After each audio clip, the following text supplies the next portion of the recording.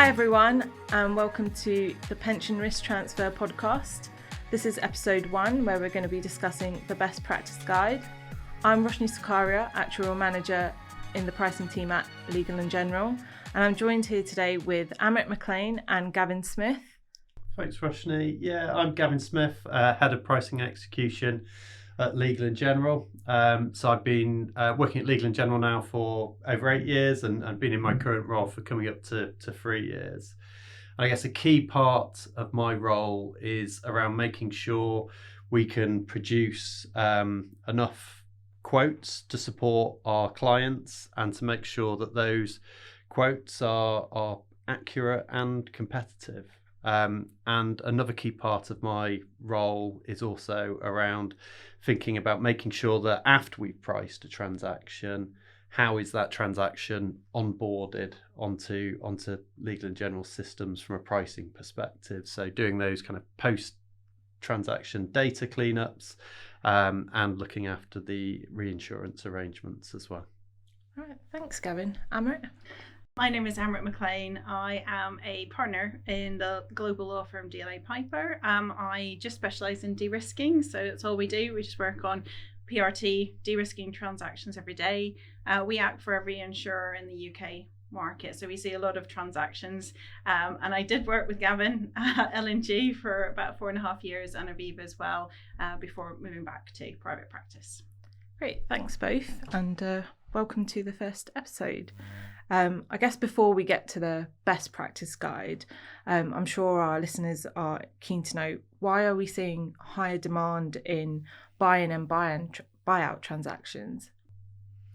Yeah, I could pick that one up first of all. So, I mean, generally speaking, affordability has been improving for defined benefit pension schemes for a number of years now. If you actually kind of go back and look at things like the PPF index, you'll see that kind of affordability has been steadily improving since probably around 2016, 2017, with generally favourable investment markets and companies putting in substantial contributions into their pension schemes.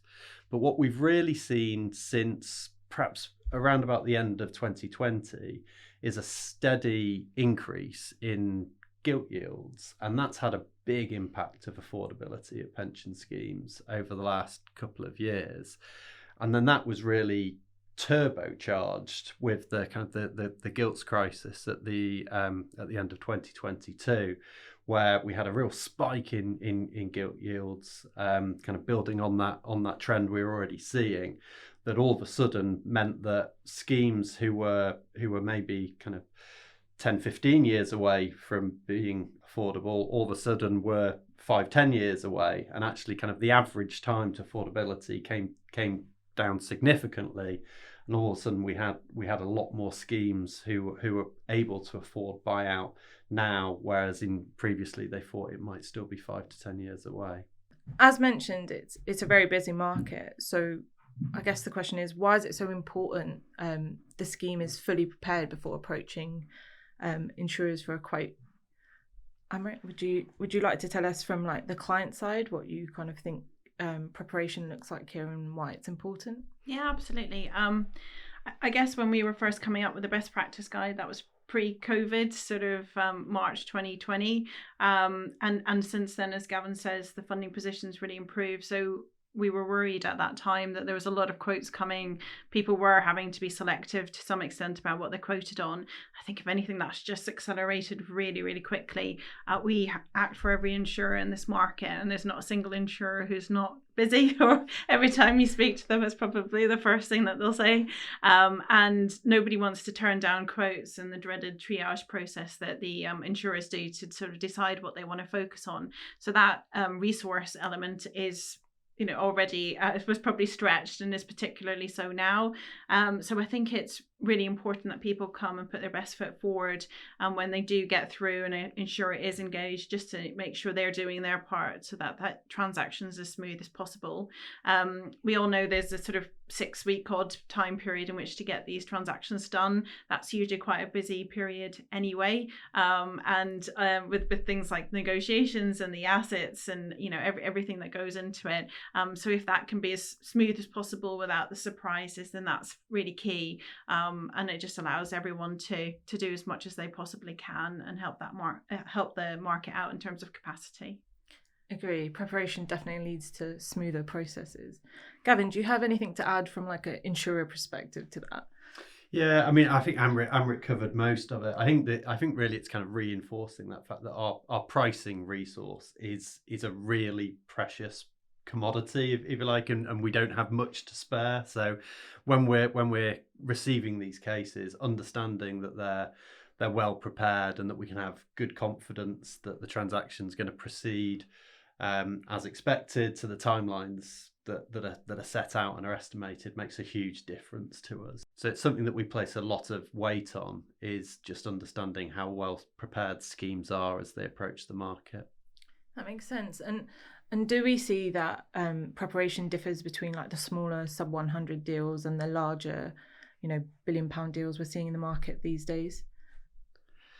So I mean, I think it does vary by size and by complexity, but fundamentally, it's important for all sizes of schemes that they get this right. I mean, it's the larger schemes often take a lot more time and resource that goes into them, and there's almost more that can go wrong, if you like. So it makes that kind of preparation even more important at the large end. Yet at the smaller end, I guess you're competing more for insurers' attention, and so therefore it's also really important from those schemes' perspective that they've kind of done the work and can proceed in a smoother way as possible. Agree. I guess like preparation means like more traction in the market if you're there with all the points that are covered in the best practice guide. I guess in terms of the best practice guide, who was this sort of prepared for? Like, who's it primarily aimed at? Amrit, do you want to? Yeah, absolutely. It's a kind of trustee audience, but I think a lot of it is aimed at the consultants who are bringing the deals to the market as well.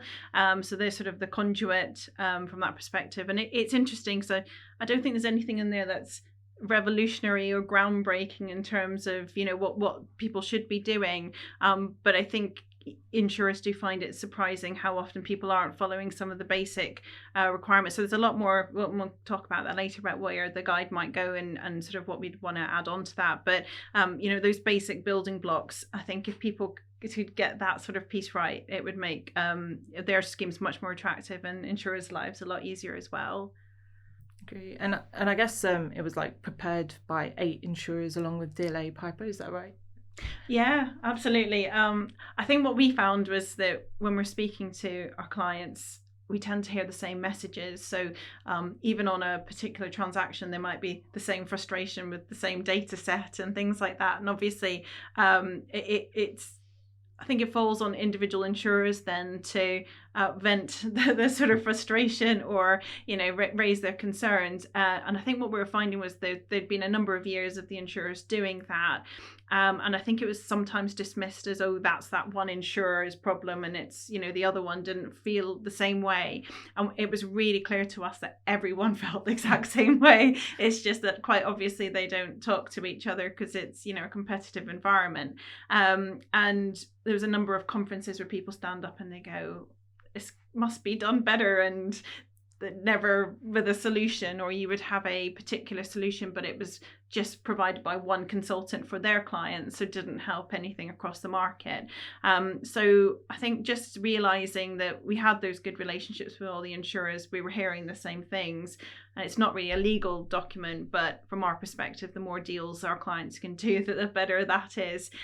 So that's just bringing everyone together, and I think the key was finding the right individual from each of the insurers, so somebody who understood about the actual pricing of things, the benefits, the process itself, but also with enough kind of internal clout to get buy-in to the guide as well. That was really key. And I think once, although it was all done virtually and in lockdown, I think once people started talking, they just realised exactly what we did, which was that those frustrations and the barriers are all the same. And I think when we had our launch event in September last year, that was really powerful because you had one person from each of the insurers standing up for what probably was the first time something like that had happened, and just sort of with one voice saying, this is what works and this is what doesn't work so well.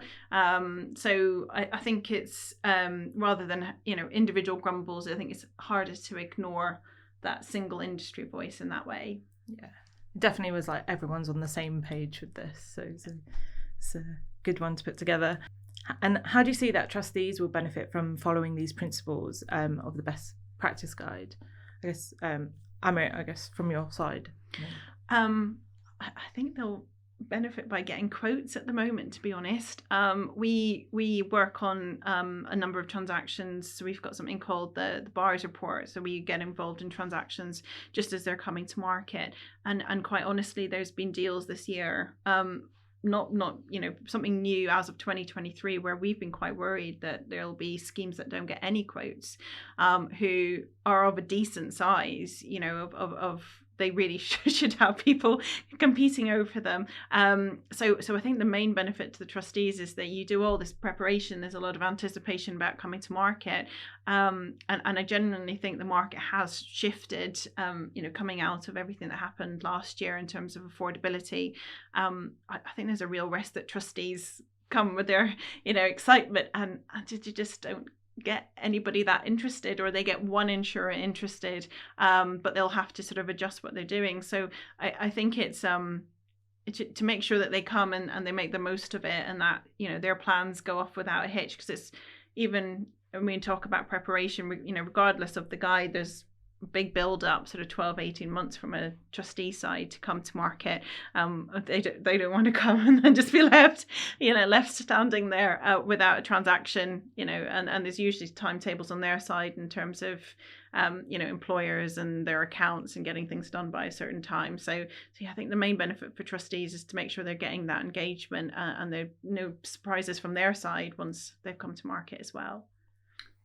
Yeah, and I think there's just I completely agree with all of that. A couple of points that I'd also add as well. There are parts of the best practice guide that also talk about how the fact that insurers don't like uncertainty, and whenever there are gaps in the data, that won't always necessarily mean we don't quote, but what it does mean is we need to make assumptions, and if we can't be sure about things, then those assumptions will tend to be more prudent. So there are actually a number of areas where following the best practice guide can lead to better pricing for clients as well. And then the other aspect to it, just kind of building a little bit on the kind of making sure the process is as smooth as possible.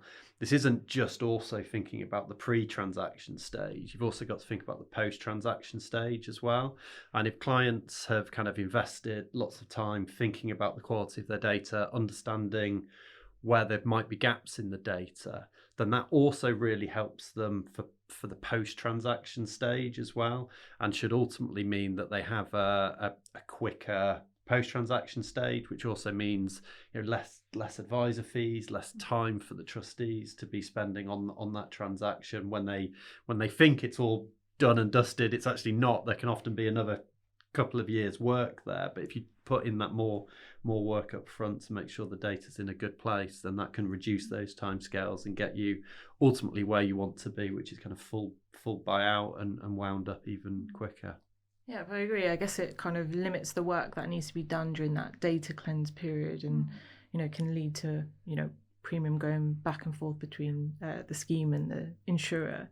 I think it's really important as well that some people do tend, if you're not going to do it, as Gavin says beforehand, you are going to have to do it in the cleanse. Yeah. And insurers tend to have clauses that mean if you're moving that too much, then you're going to have some sort of repricing and uncertainty element there. So I think sometimes, maybe not most recently, but often an employer is writing a check of some sort. And I think, having that uncertainty, knowing that you've got as much right up front and not triggering those later clauses because you've done too much in your cleanse, is also really important. Yeah. Agree. And I guess one of the things that the best practice guide touches on is marital status data. I know it references write out versus trace. Is there like a preference here, or is it, I guess, up to the scheme ultimately? Yeah, it's actually, I kind of regretting these comments almost sort of making it, because it's a really interesting area, and maybe not everyone thinks of kind of marital status write out exercises as an interesting area, but it's the kind of thing that gets me excited these days. So I don't think there's a clear yes or no answer. I think you will find that traditionally insurers have preferred the write out approach because they have more understanding of it, more, if you like, kind of more control around it. They can see what questions have been asked, they can see what the response rates have been, they understand where the data is coming from and any associated limitations with that. But I think the kind of the tracing exercises run by certain companies have really kind of gained traction in the last few years.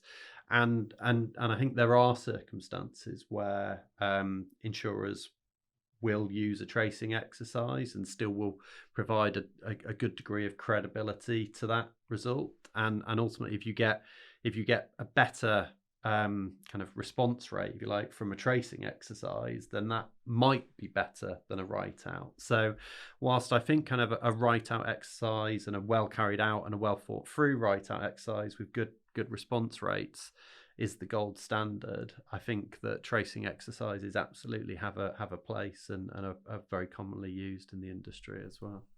Yeah, and I guess one of the points is just having something recent there and like differentiating between like historic data collected and what's the write out, what's the trace as well is quite an important point, right?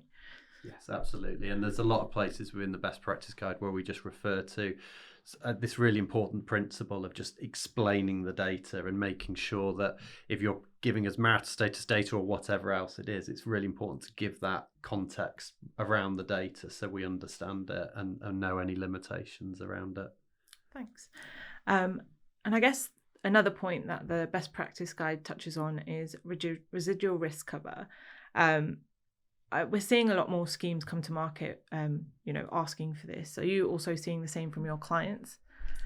Yeah, absolutely. So we, residual risk keeps us all very busy. It's, I think it used to be quite unusual. You maybe have one or two a year, and I think we just the number of requests that have come up in the last 3 years has really increased. I think it said you've got full scheme buyouts coming, or you've got the very last tranche of a sort of multi-tranche approach, and also people thinking now who maybe split their scheme up, thinking about residual risks as you go rather than leaving it as an afterthought. So yeah, huge amounts of demand for residual risks for sure. Gavin, do you have anything to add on residual risks? I mean, I guess from a best practice guide perspective, I don't think it necessarily changes a lot of the principles within the best practice guide. It does perhaps make it even more important, that kind of preparation stage, because ultimately, as a residual risk transaction, you are asking the insurer to take a lot more uncertainty up front, and ultimately the reinsurer is kind of facing new risks as a result of that. So that means they're going to need to collect a lot more information, and as Amrit said, that leads to quite an intense process.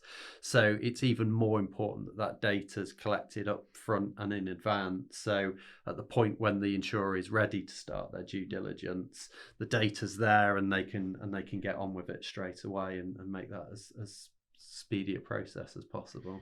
I think we could write a whole module on residual risks in the best practice guide. I want one for the future. I think what's interesting is we probably do about 10 or 15 due diligence projects residual risk side a year. And pretty consistently, I think people underestimate just how involved it is. So we get a data room at the outset. Pretty much none of them are fully populated. There's always other things coming in, and also we run a lot of queries back and forth, just trying to get to the bottom of stuff. So we have probably about 6 weeks to do a full due diligence on a scheme that might have been around from like the 1920s. So we ask a lot of questions of the people who hopefully know more than us. And I think it's really important when you're thinking about residual risks. Do you really need it? And if you do, if that's something you want, then it's almost a sort of work stream in its own right that needs a lot of focus and attention. So making sure your data room, a number of months out of coming to market, is very well populated, that you've asked everyone to look back, you've spoken to the employer as well to see what they might have in their archives, and then when you're running the actual due diligence process and you've got lawyers or you've got people looking at the admin DD, just making sure everyone's available and ready to start answering questions, because the likelihood is there are questions about this thing that happened in 1982, what was that about? So they're not easy questions. You do have to look back, and it's those people who take that data room really seriously, and all of their advisors are ready and to start looking and answering those questions. That's really key. There's no law firm or admin DD provider who want to have a load of uncertainty and give that over to their client. They want to be able to cross as much stuff off as possible. But yeah, I think we do still find people underestimate just how intense the DD process is, especially if you're overlaying it with a normal transaction as well, and everything that needs to happen in that same 6-week period. It's definitely sounds like a lot of work from both sort of trustee side as well as the insurer side. So definitely probably start early on that one is the key message here. Yeah, absolutely. I guess residual risk was one point that I sort of picked up on in the best practice guide. Is there any other points that you'd want to highlight that you think are important to bring up? Yeah, so I think the one that really kind of jumps out for me, which might seem like quite a small point in the bigger scheme of things, but we just talk about this general principle of having a very clear link between the data and the benefit specification.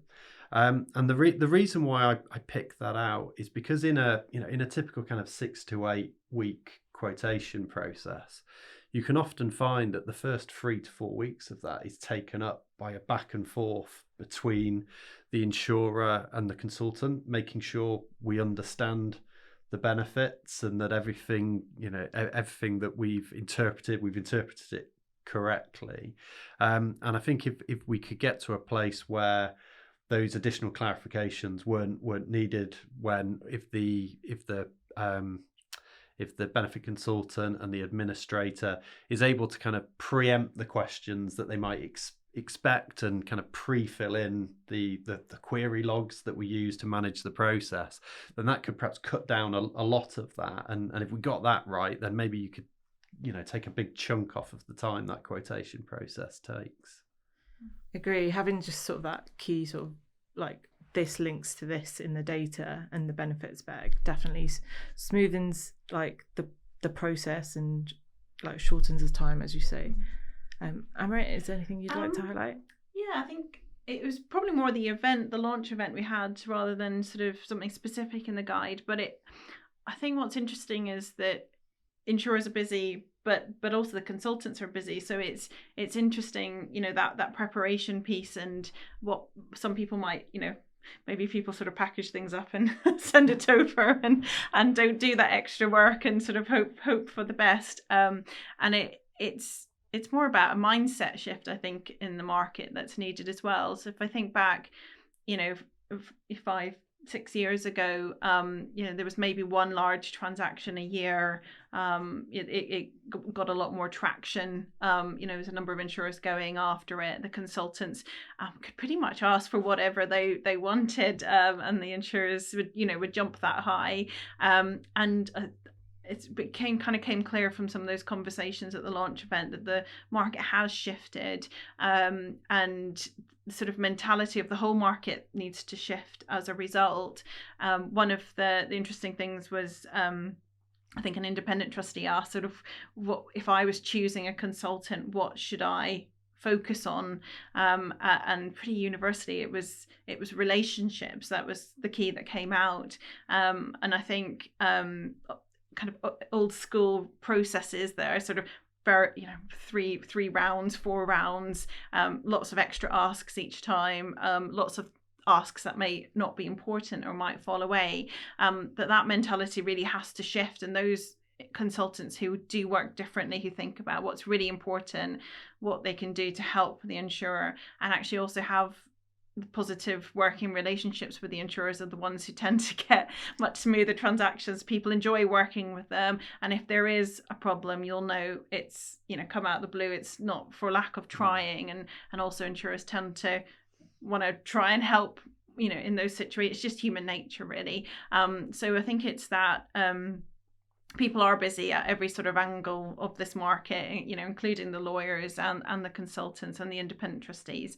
And part of it is, you know, can we work a little bit differently and more collaboratively just to help each other out as well. That was the really big bit that came out of that launch event, just a shift needed in kind of approach.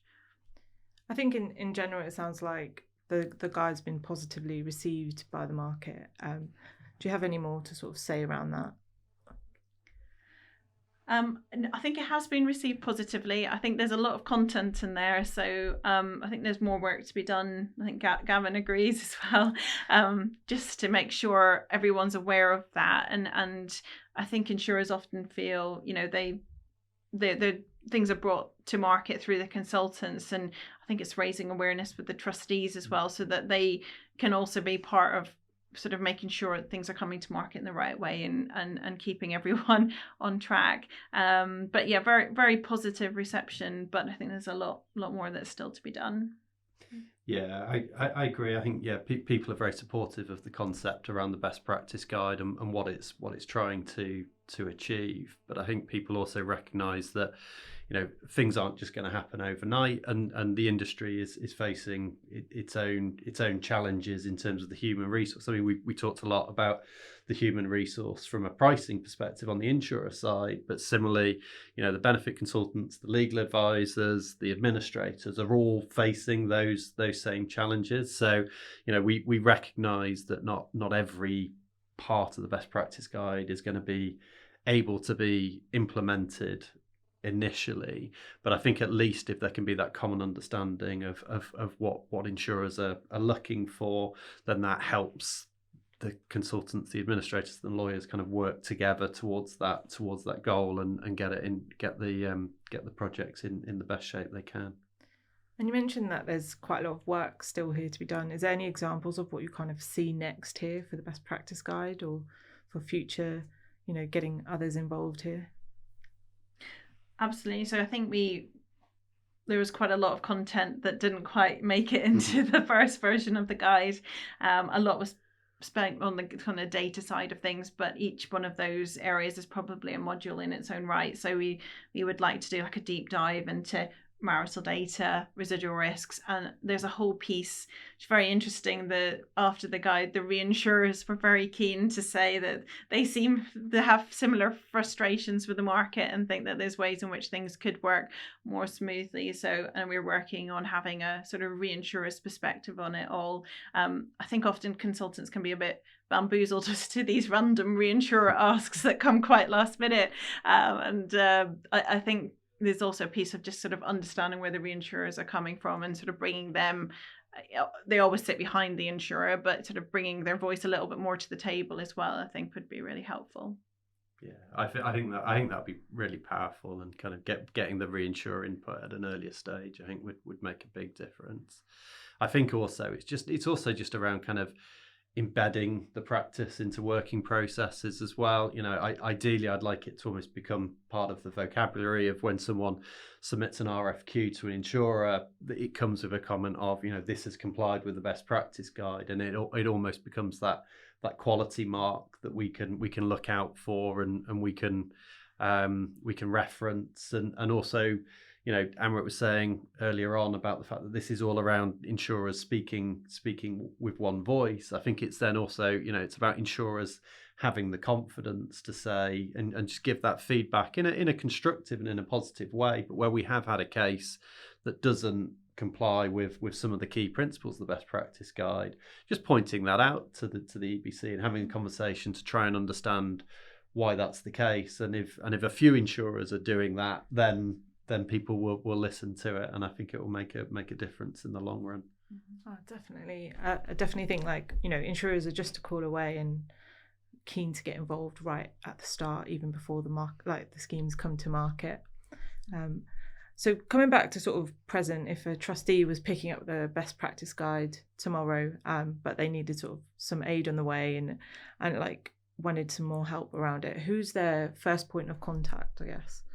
Yeah, I mean, I would say that your first point of contact should be with your advisors. I mean, the advisors that support this market are fantastic. They know the market inside out. Many of them have been working at it or in the market for many years now. So definitely have that conversation with your advisor. Ask for their honest opinion on how they're taking account of things like the best practice guide to make sure that the clients are getting the most traction that they can. Having said that as well, though, insurers are always happy to have conversations with prospective clients, and that's something that we'll always make time for, even in very busy markets. We always want to be having that early conversations with clients and making sure we're supporting them in the best way that we can as well. So yeah, if as part of that conversation with your advisor you'd like some direct contact with the insurers, then just ask, and I'm sure more often than not that will be possible. Agree. I guess thank you both for being here, and it was interesting talking about the best practice guide. Are there any sort of like closing thoughts that you'd like to share with our listeners? Do you want to go? Yeah, absolutely. So I think the main thing is that we've done 11% of what's yet to come in this market. So all those kind of young people getting into de-risking and being unsure whether there's enough work, there's plenty of work. I think we can all attest to that. So I think the kind of main thing is it is very busy, and it will continue to do so. I think we're only starting to see the levels of busyness that we will over the coming years, and it's just really important that everyone, and that that's not one single contributor or part of this market, but everyone just thinks about how we can do things differently and better. And I think as long as we're always on the front foot with that, and sort of working together to find a way through, we should be able to get there. But the sort of the past practices don't necessarily work in 2023 as well as they did maybe a decade ago. And I think it will be those who are nimble and able to stay on the front foot, I think, who'll make the most of the market in the coming years. Yeah, and for me, I mean, I guess, yeah, it's just such an exciting time for the market, such an exciting market to be part of. But I think what continues to set our market out from apart, I should say, from others, is the collaborative nature of it. Is that, when you go to these industry-wide conferences, there's so much commonality of purpose, and so many people not losing sight that ultimately all of this is around trying to secure pensioners' long-term financial future, and just not losing sight of that ultimate goal, I think really helps with the collaboration of the industry. So I think we're in strong shape to deal with the challenges that we've got ahead of us. Right, thank you Amrit, and thank you Gavin for being with us today. The best practice guide is linked in our description below. Don't forget to like, subscribe and share this podcast with your friends and colleagues, and I'll catch you in the next episode. Thanks everyone. Thank you.